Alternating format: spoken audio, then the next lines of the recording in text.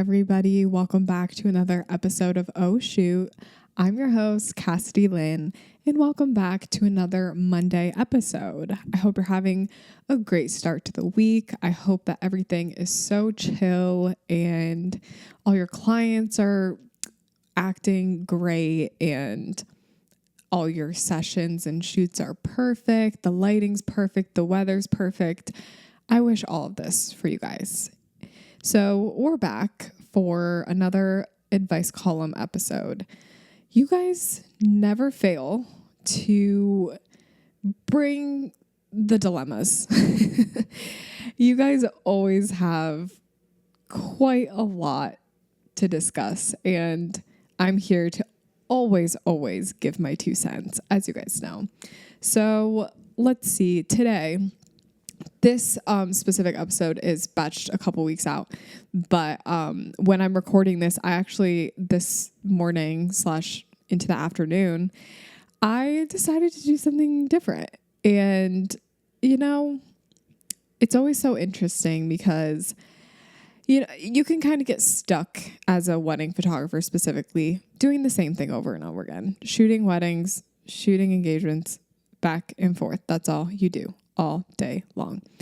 Well, I decided that I want to try something new, and I'm not chasing for it to be my career, but I just want to try it and see if I like it, if I'm good at it. So we actually, where we live in Michigan, have this really big pickleball tournament that goes on. Like all the pros, like the pro pickleballers come to this tournament and play. Okay. So it's a really big deal. There's a lot of people that come. And Charlie today was like, hey, do you want to go watch this tournament? And I'm like, yeah, that sounds fun. But like, I got to thinking, I really haven't seen like, I don't know, good, like pickleball photographers.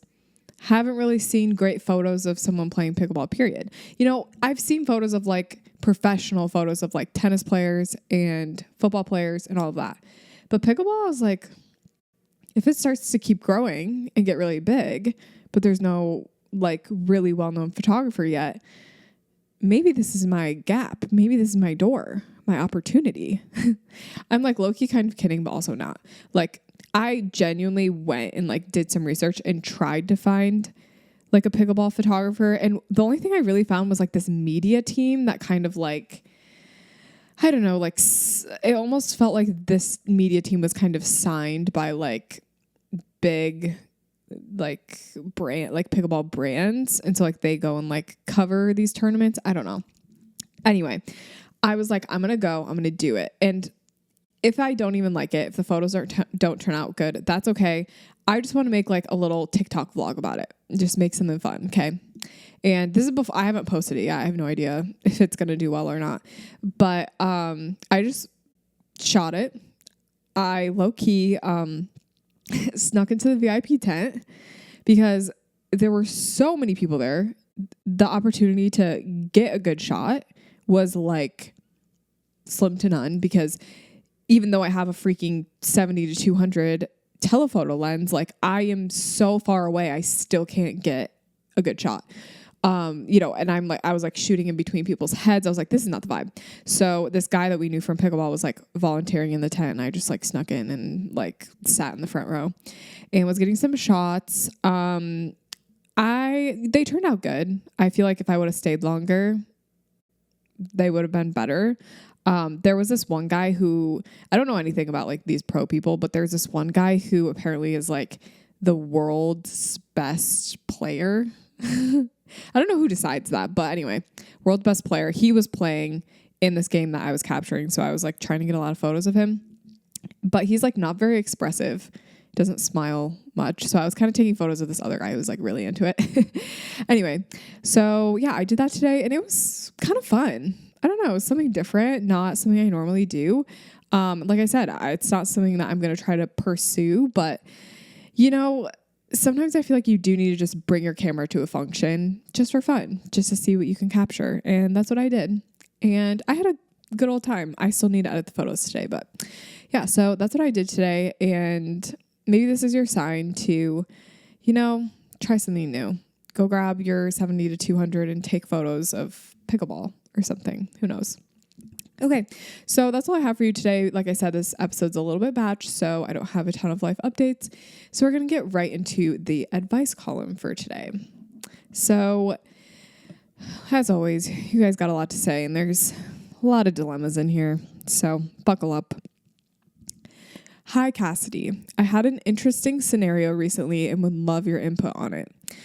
I'm sorry it's such a long story. I've been doing portrait and couples photography for a year or two now and have been wanting to start doing some weddings too. My friend got engaged about 8 months ago, and when she did, she asked if I could be the photographer for her wedding. I saw this as the perfect opportunity for my wedding. For my first wedding. It would be less pressure since I already know the couple and they're usually very chill people, and then I would have more confidence in a portfolio to show for future weddings. I also knew that they had a very tight budget for their wedding and they wanted to save as much money as possible. So I offered to do it for them for free. The only kind of payment I wanted was the photos for my portfolio. Well, the wedding was last week, and though the actual day went well, there was drama after. While I was saying bye to the groom as I was walking out of the reception, he casually mentioned that he did not want me to post any of the photos anywhere online, no social media, portfolio, etc. I was so stunned and didn't want to cause a scene on his day, so I just didn't really say anything at the time. The next day, however, when I sent the bride some previews, I brought it up. I explained how important it was for me to use the photos for my portfolio and how I was depending on this. We went back and forth for a while, but she just wouldn't budge, saying that they are just private people and don't want pictures of themselves online. Interesting. She offered to pay me for the, quote, inconvenience, to which I explained that since I was shooting for 12 hours on their wedding day and still had to edit the photos, my cheapest price I would offer, which I came to with the help of some photographer friends, would be around $2,500.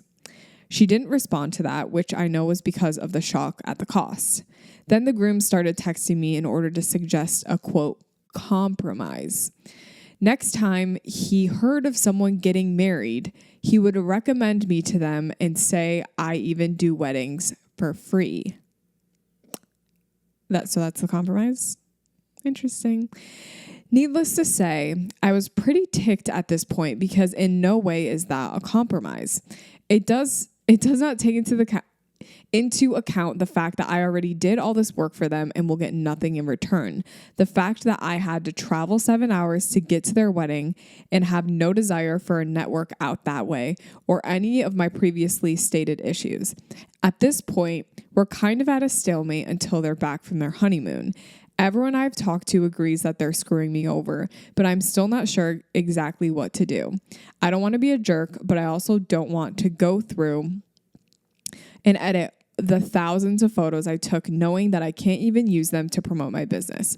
Also, I did not give them a contract because I've never used one before. I've mostly shot friends in the past and just have not felt that I'm legit enough to need a contract. And because I was doing it for free, so I didn't think it would be necessary. I've definitely learned my lesson and will always use a contract from now on. Anyways, I would love some advice. Thank you so much for reading all this. Oh boy. Do we have ourselves a pickle? Okay. Now, I don't know if these friends are just caught up in like the wedding of it all. You know how some people, when their wedding comes around, they kind of turn into a different person that they're not normally like. I don't know if this is typical for them to be like this, but I will say, if your friends, if they're really your friends and you did this for them, they need to do something for you in return, which is allow you to use the photos. A real friend would allow you to use the photos unless they are in witness protection or need their identity disguised for some reason. If you're just private people, it's literally like I never go to a photographer's page and like go and like track the couple. You know what I mean? Like unless they're tagged, like maybe I'll go and like go to the tagged couple, just look at them real quick. But like if she doesn't tag you, what's the big deal? So number one, here's what I'm going to say. They haven't paid you. They don't want you to post them. Oh, looks like we're not editing the photos. I'm not letting you do that. You are not doing more work and editing through these photos if you cannot even use them. At this point, I would straight up just be like, okay, well, here's all the images. And I shot it for you for free. And I guess that was my present to you, was shooting for free. I'm not editing them. Most definitely not. So since you won't even let me use them, what's the point? You can just have the photos. So that's the first thing I would recommend doing.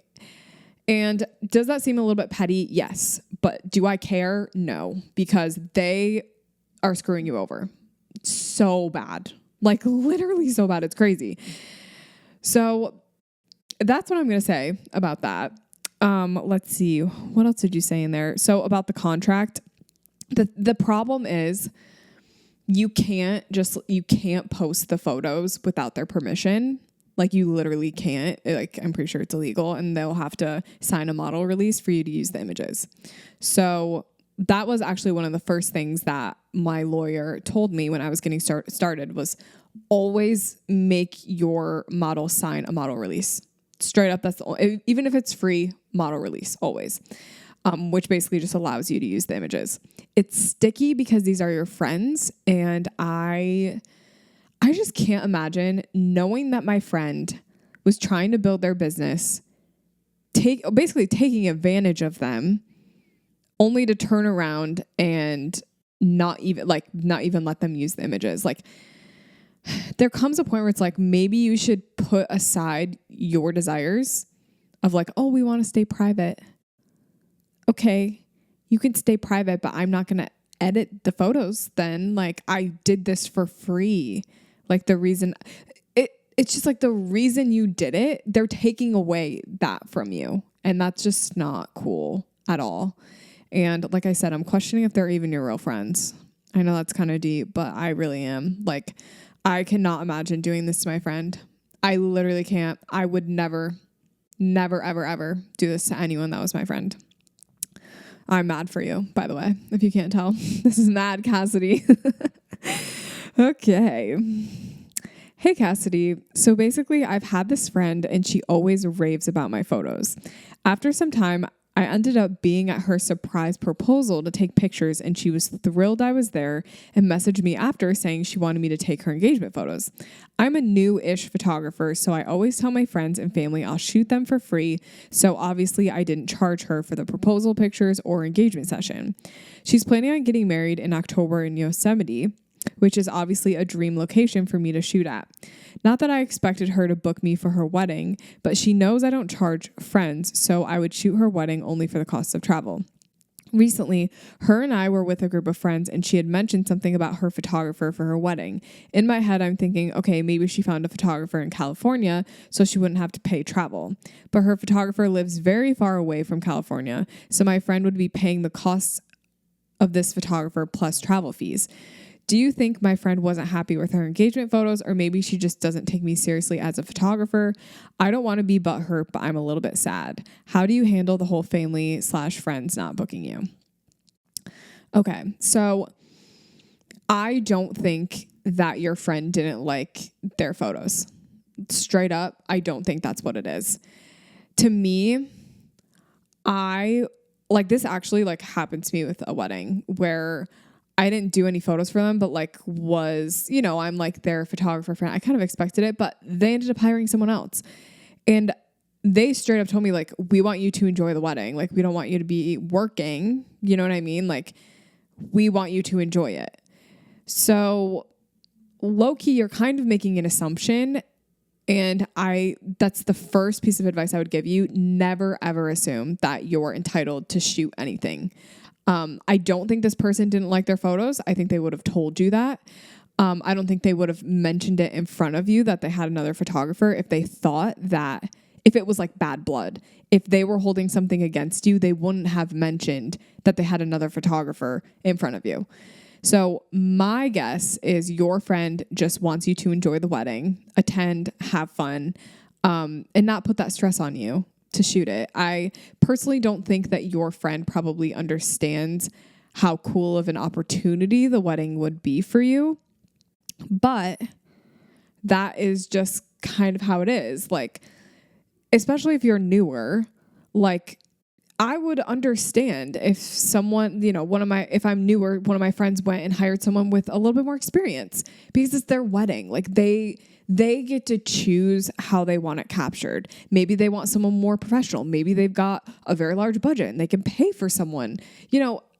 It's not always about like, oh, I'm free. Sometimes it's more just like they have a specific person in mind. Maybe your friend has a dream photographer they've always wanted to book. You just don't know. So don't assume anything. Don't ever expect that you're going to shoot someone's wedding or session or whatever. It was very kind of you to shoot their session for free. If it really bugs you that much, maybe just ask your friend about it and just be like, hey, like, who's your photographer? I would love to like stalk their Instagram or something and maybe like hear why you booked them. Just something chill, like, because you are their friend. So yeah, if it's something that is really bothering you, just bring it up casually. But I mean, at the end of the day, we're not entitled to shoot anything, and it's hard. It is, because we like to think that our photos are everyone's style and everyone wants to use you as a photographer all the time. And that's just not always the case. And that's fine. It's hard though. Trust me. I've been in many situations like this before. I recently realized that a wedding I shot several years ago, I acted very unprofessional. I was young, just starting out and new to weddings. The couple was very close to my age, and I just felt like I was hanging out with friends. That isn't an excuse, but hopefully adds some context. They never said anything about my behavior, but as I look back, I'm realizing I conducted my business in a way that no longer aligns with my values. I was swearing, making jokes, referenced political issues more than once, and didn't come fully prepared with extra batteries, so I had to stop shooting during the reception to let my camera charge. It's all very embarrassing when I think back on it. The couple never said anything. They never reached out. I still think their photos turned out very good for the skill level I was at, and I know they liked their pictures. It's been several years now. Is it worth it to reach out and apologize for my behavior? Am I making this into a bigger deal in my head because I'm looking back on my missteps now as an adult and realizing it's worth being embarrassed by? Would I just draw more attention to myself if I apologized now? So it sounds like it might make you feel better if you did bring it up to them. But I can guarantee you that your couple does not talk about it or think about it at all. There are so many things going on at a wedding. Like, they're getting married. Like, that's probably what they talk about, is the actual wedding itself. Yeah, I mean, if you talk to the couple, if you're like friends with them or you still are in contact with them, maybe you DM every once in a while, then I would say like it wouldn't be a bad thing to just bring it up and just be like, hey, just want to like let you know I was kind of thinking back on your wedding and I'm like really embarrassed on how I acted. Like, just want to say I'm sorry, even if it's not a big deal to you. Like, it's a big deal to me, so I'm sorry, and I hope that didn't like affect your day or ruin it or anything like that. That's something you could do, but at the end of the day, I don't think your couple cares. Like you said several years ago, I don't think they would. I think no matter what decision you make, if you want to bring it up or you don't, I don't think it's going to affect their like overall experience with you at this point. I think what's done is done. But I do think it's good to reflect on that and just be like, okay, I got too comfortable, or like I wasn't prepared. And I'm sure now you've, made up for some of those things in your business, and you've, now you do things differently. It's always interesting to think back on like if you're at the point in your photography journey where you've been doing photography for a while, sometimes I do think back to those like beginning weddings and sessions, and I'm just like thinking about, like, I specifically was very afraid. When I was shooting, I didn't like to step up and take charge. Even at a reception, I didn't like to be the one that had to like stand in front of everyone to take the photo. So, yeah, I get your feeling. I do. I think it's really up to you. And ultimately, I think it sounds like it'd make you feel better if you apologize for it. But like I said, I don't think your couple is going to hold that against you at all. If you do or don't, it's totally up to you. Okay, this one. Okay. So basically, I got an inquiry from Dubai, but the client isn't okay with the talent release clause on my contract and wishes to have that removed. So basically, I wouldn't be able to post any of my work on Instagram. I also didn't charge what others would because I thought it would be a good way to market myself, especially since I haven't done anything outside of the US. I was charging her $3,000 for a full day, 8 to 10 hours. After I sent the invoice and contract, she realized that there was a talent release form and she said that she couldn't do that. What would you have done in this case if it were your first international client and it was from Dubai? And what other ways would you market yourself if you choose to say yes or no to it? If you choose to say yes to it? I feel like I messed up big time when I said that I can't do it. So I think that this feels just like the first story where it's like the person shot the wedding basically like for free, but you'd be shooting it at a major discount. If you quoted them $3,000, I'm assuming that covers your travel as well, which is insane. I bet you it costs $3,000 to get to Dubai. So it sounds like a similar thing to where it's like, okay, they don't want you to be able to use the photos. So quite literally, what is the point of you taking this wedding? You're not profiting much at all from it. You get to travel international, but you don't get to show anyone. You don't get to post about it. It's not going to help you get more bookings. Maybe have you always wanted to go to Dubai? That would probably be the only benefit to doing this is if you've wanted to go to Dubai. That is like, if it's like a top 3 bucket list location for you. Other than that, don't fold at the first international opportunity you get because it does not seem like this is something that is going to benefit you at all. And at the end of the day, you have to think like, why did I say yes to this? Why did I say no to this? Did I say yes because, I need to make money this year and this seemed like a good fit? Perfect. That's a great reason. Did you say yes because you wanted to be able to build your portfolio? Great. Oh, now my client won't let me build my portfolio. Oh, okay. So like we're losing the purpose here. Okay. I personally would not take it. And then what else did you ask? What other ways did you market yourself if you still chose to say yes to it? I mean, you just kind of have to stay on social media and allow people who are eloping or might be getting married internationally find an opportunity for your content to get in front of them, your photos to get in front of them. That can be Instagram, TikTok, Pinterest, whatever. Yeah. Okay. This next one. Just to preface this is a wedding I already did and sent the photos off. I photographed a wedding for my friend, let's call her Megan, who is also a wedding vendor. Megan is an event planner and rented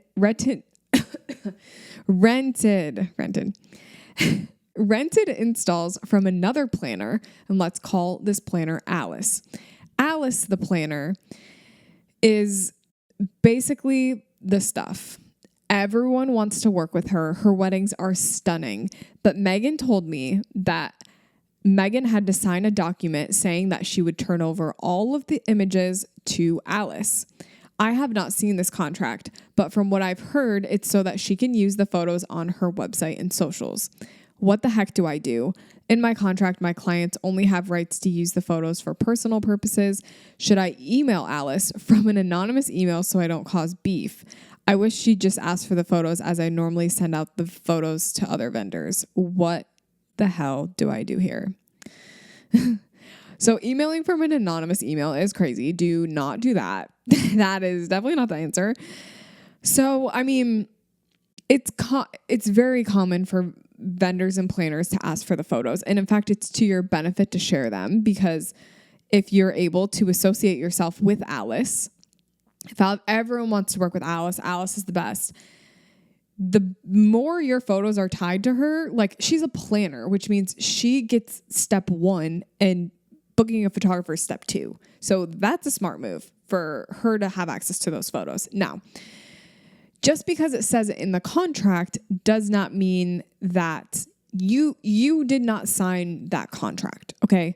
So I believe that means that technically you wouldn't have to give the photos over to her, but it would definitely be within your best interest to do so. In fact, when you share the gallery with Megan, you can make it so Megan has to like create a username and password to get into the gallery, and like it's only the clients that can get into it. So if she wants to share it with someone, she's got to either download the whole thing and send it all to Alice, or Alice has to reach out to you to get access to the photos. So, I mean, at the end of the day, I would say this really isn't that big of a deal.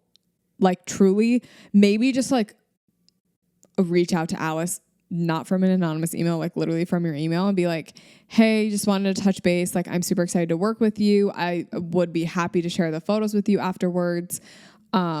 Just like want to clarify that credit will be given when you use these photos, like on your website or whatever.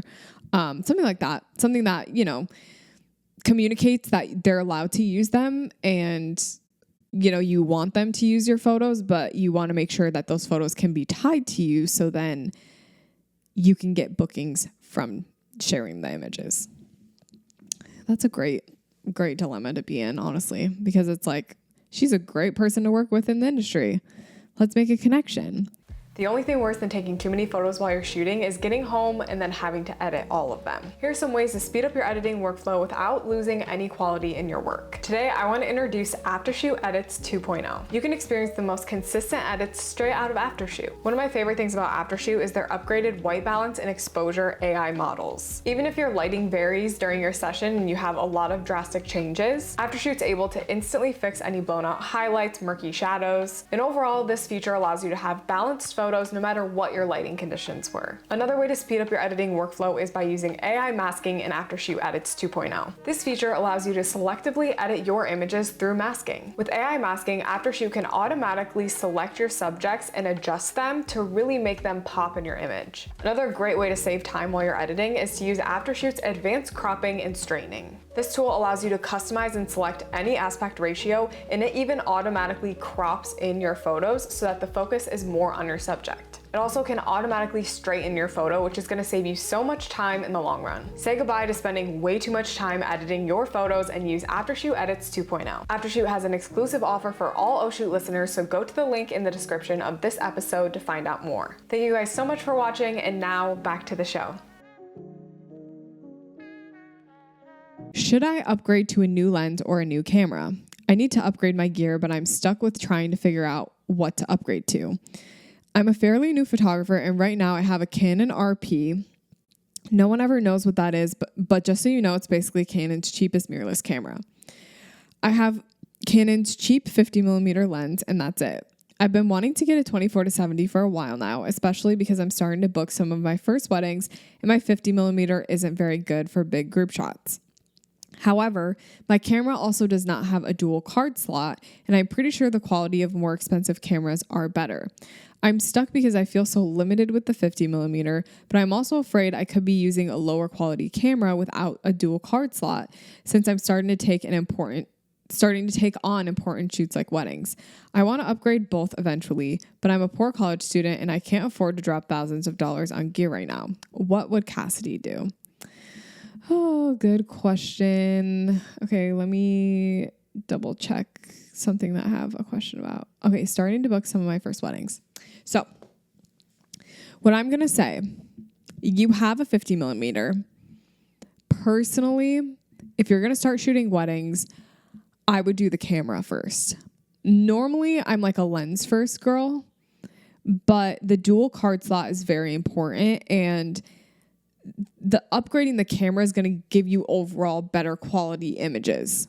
And it's going to help you with like, you know, it's going to take faster photos and eye tracking is going to be better and all this. So yeah, I personally would do the camera. If you are booking your own weddings right now, use the money from the weddings towards the camera, and then the new lens should be right very soon after. My recommendation for the lens would be to get something that's like cheaper, like Sigma or something like that, a Sigma 24-70. So it's not as expensive as a normal 24-70. But it still allows you to have the ability to take wider shots if needed. Honestly, having two lenses is pretty crucial because if something happens to one lens while you're shooting, like it's good to have another, and same with your camera as well. Like you want to make sure you have two just in case. But yeah, I would recommend the camera first just because it sounds like the camera that you're using potentially could be like hurting the quality of your images, which is not good. I recently linked up with another photographer to trade family sessions and headshots. The sessions went great, we got along well, and I thought I made a friend. Well, long story short, she ended up changing her profile picture to a headshot I took and shared the photos of her family, not just personally, but also to advertise her own mini sessions without mentioning or crediting me in any way. I gave her full credit, as one does, for the photos she took of my family. Kind of weird, but okay. Way worse, a few weeks later, she went on to copy and paste exact paragraphs of writing from my website in her own rebrand. It was so blatant that I brought it up to her immediately. She made up some excuses and offered to put it through ChatGPT to change it up some. Okay. But the revised version is very much copy the homework, just change it up a little bit. I had to just let it go. She has a much more established business than I do and has been doing this for 12 plus years. So I feel like the little guy getting stolen from. I would love to hear any advice that you have for this situation, and honestly, some validation that this whole situation was so shady of her. Thank you. Okay, so it is shady. Not giving credit is, I mean, it's kind of whatever. Like, you did the swap for her, and it's like, if you need those photos in your portfolio, then maybe the credit is like, if you need the bookings, if you are wanting to do like more family sessions and headshots, then yeah, she should have credited you. Whenever I do a swap like this, I always say like, taken by this photographer, edited by me, because that's really what happened. But I still want to give them the credit because the photos were not taken by me. I think the thing that's worse here is the fact that she copied her website, and that's just crazy. And like, it sounds like she didn't deny it. She was just like, oh, let me run it through AI and change it a little bit. Okay. That's something that she shouldn't have said to you. She should have just done that in the first place. Like, why are we doing this after you get caught? I don't know. I mean, I'm here to give you the validation that this is very sketchy. I can almost guarantee you that you're not the only one that has experienced this from this photographer though. So I would just keep your head up and know that not everyone in the industry is like that. Not everyone's trying to pick on smaller photographers and like trample them and copy them. That is not okay. I'm sorry that happened to you. I mean, at this point, just like move forward, be cautious when you do trades, but like, it's copying someone's website like that is literally crazy. I cannot imagine. All right. Okay. Here we go. Sorry. Lost my place. Hi, this is my first time writing to you, and I hope that you see this one. It's your lucky day. I'm the type of photographer that doesn't know how to stop overshooting. When I overshoot, picking only the 50 to 60 photos I promise my clients is so hard. I don't know if this would make things more complicated or how I even allow my clients to do that. Wait. When I overshoot, picking only the 50, 60 photos that I promise my clients is hard. Okay. I don't know if this would make things more complicated or how I would even allow my clients to do that. I use Pixieset to deliver my client galleries. I want to have a good client experience and don't want to hold people's photos from them, but also want to be paid for my time. I've seen this topic get brought up in your Facebook group, but it's so back and forth on what people do and don't do. With all that, my question is, do you upsell your photos or just give them the amount that you promised them? If I were to upsell my images, how should I go about this to make sure my clients are getting a good experience still? Thank you so much, girl, for everything you do. I love to come to your podcast for help and inspiration. So I've never personally sold photos like this. I believe you can do it in PicTime or Pixieset very easily, I'm pretty sure. And I think it would just be like, I think they're able to like put a watermark over the images, and then like in order to get the watermark removed, they have to like pay for the photo or whatever. So you would still like edit them all, but you wouldn't deliver them all, like technically. Personally, I just think that's like a little bit of a dated way of doing photography, is like selling the images. Yeah, I mean, I know people that do it and like it's a huge way for them to make money, but at the end of the day, it feels slimy to me. It feels snaky and I don't like doing it. Now, because you're an overshooter, what I would recommend, this is going to be hard for you to do, but I would recommend you use some sort of AI culling software that picks all your best photos for you, and you don't get the choice. You do not get to choose. Like, it's picking the best 100 photos for you. And that's what you deliver. That's what they're going to see is the best 200 photos picking in after shoot. Because if you're an overshooter, you're also probably an overthinker when it comes to all of the editing. Like, you're just sorting through is probably the worst part of it all. So that would be my recommendation to kind of save you some time. You know, if you're taking way too many photos, allow an AI software to cull it for you and then just edit those culled photos from after shoot. And that's literally it. Okay, on to the next. I've basically given up all hope on the situation, but I wanted to know your advice. Advice and horror story episodes are my fave. Last year in October, I noticed a Facebook group and a photography group of a photography company in search of a contract photographer for an agricultural event. I'm big into agriculture and livestock photography and portraits of people in rural America. This is my first time doing anything like this. I signed a contract agreeing I would be paid a set rate per day. I was told I wasn't actually needed the first day of the 2-day event. Side note, while photographing the event, I was told I take too many photos. The owner of the company that I signed a contract with hadn't signed their portion of the contract, and that should have been my first red flag. She was also not actually at the event. It was all contract photographers and her hires. A week after the event, I hadn't received payment, so I emailed her with my address and got no response. I emailed again, no response, emailed a different email address, no response, messaged her company Facebook page twice, no response. In April, I finally messaged her directly on Facebook. A couple weeks later, she responded saying my payment would be sent promptly. It is now July. The event was in October 2023. I have not received payments. What would Cassidy do? Honey, you're not getting your payment. I'm telling you right now, they're not sending that to you. And you know what? You've got a few options. If the contract said that you were going to get paid, you can take him to small claims court. That's an option. I actually said that in the Am I in the Wrong episode. It's like, that is where you go if like you cannot collect the money that you are owed. Like, you provided a service. However, at this point, it's like, what I need to know is like, did you give them the photos yet? Let's see. I don't think it said if you delivered the images or not.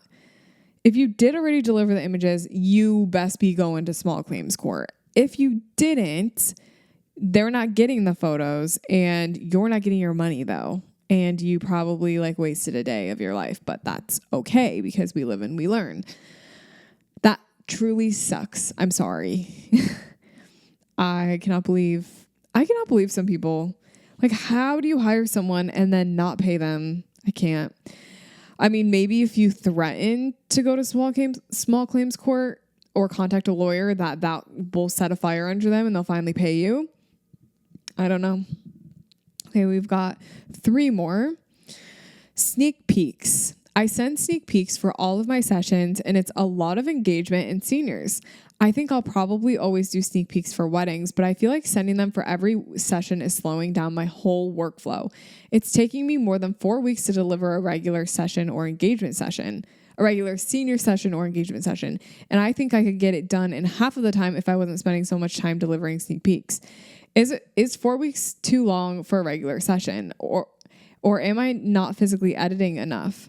This is my first busy season as a full-time photographer, and I just feel like I can't keep up. I might have overbooked myself too, but I just want to make sure I'm being profitable. Anyway, what are your thoughts on sneaks? Because I'm close to just totally eliminating them for my sessions except for actual weddings. So I think sneak peeks are really important. I think everyone wants them in a day and age of instant gratification that could keep someone from booking with you truly. So I wouldn't remove them. What I would do is sneak peeks should not be taking you more than 30 minutes. So what I want you to do is go to your photos, use something like Aftershoot to edit and cull. I'll either have it AI cull for you or just use it to like preview all the raws, and you're just in grid view. I want you to pick 10 photos for a session. 10 photos, that's it. And just like, very lighting. Maybe they do 2 outfits, 2 locations, do 5 from each. You're not picking the best of the best. You are literally picking a variation in pose, like 5 different poses per location, 10 photos total. You're not culling them.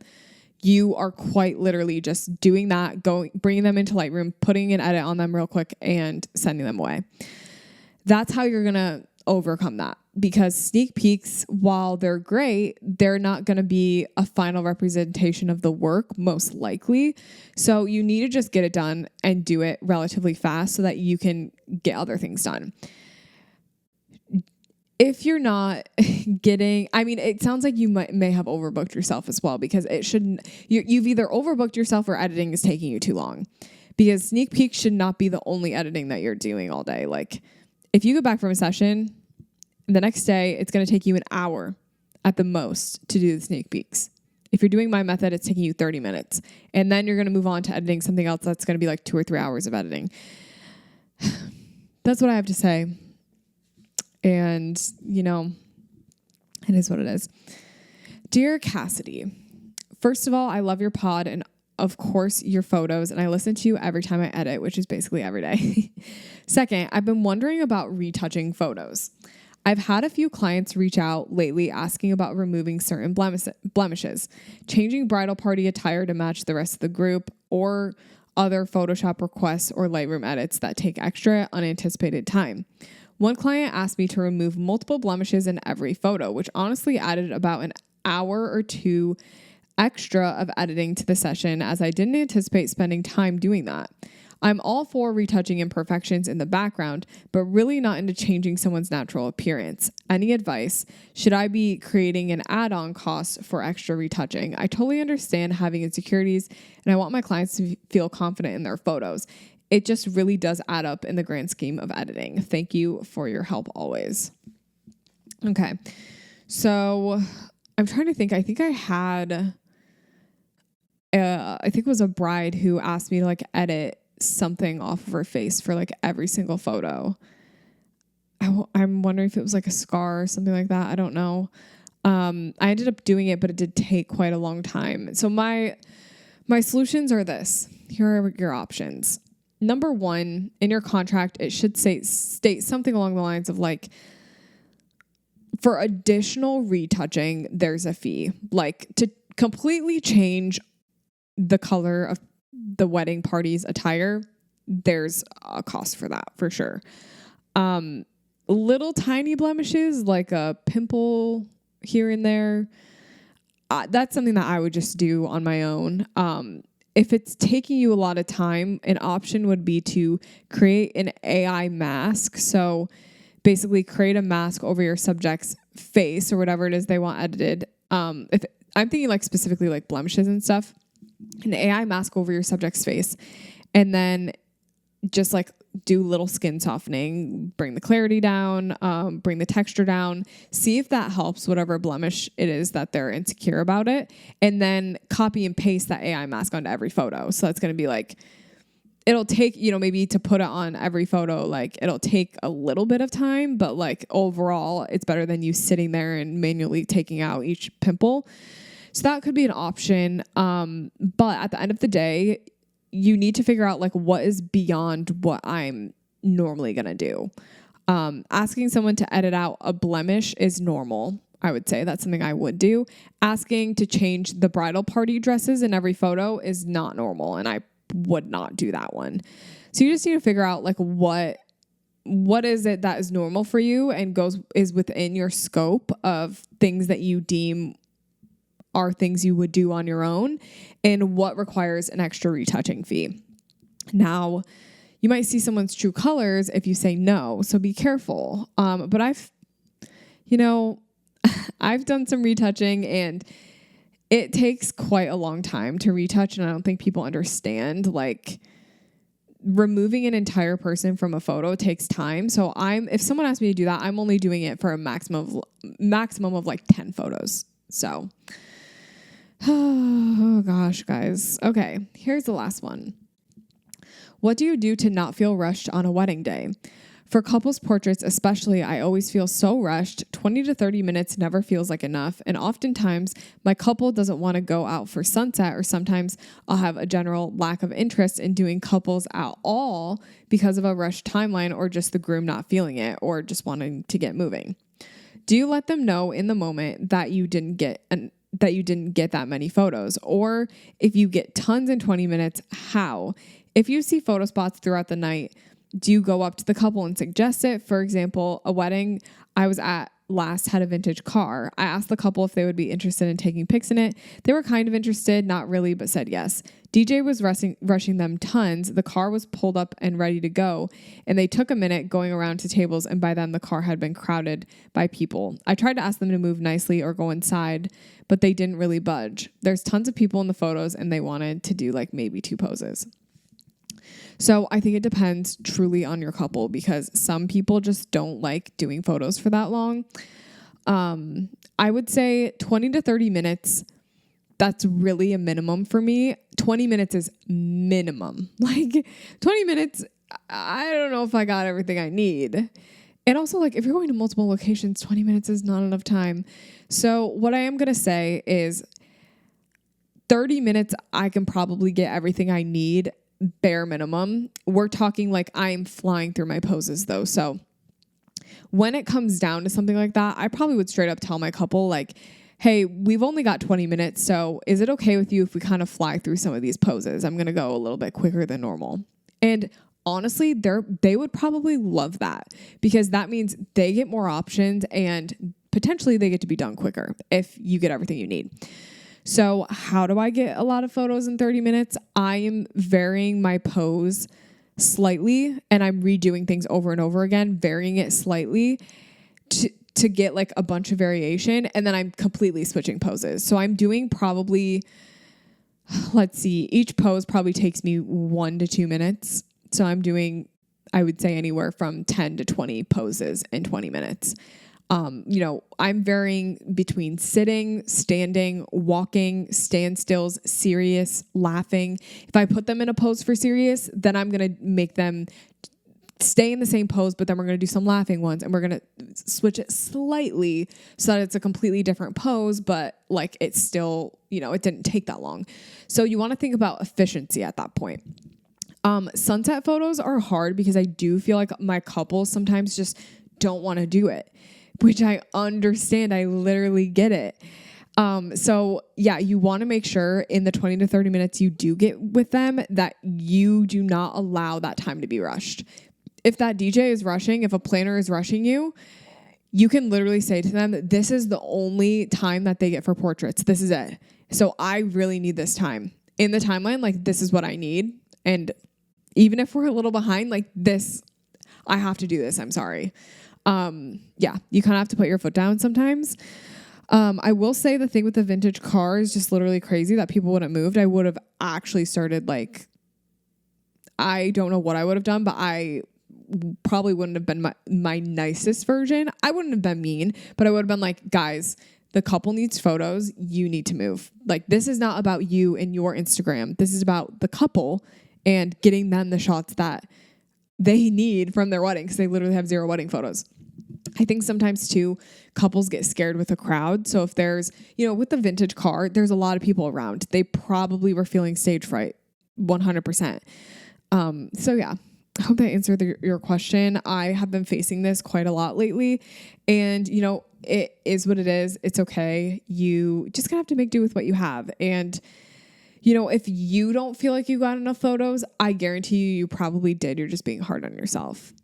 Okay, guys, that's it for the advice column episode this month. Thank you so much for listening, for being here, and for submitting. This episode would be nothing without all of your dilemmas. So thank you guys, and I will see you next week for another episode.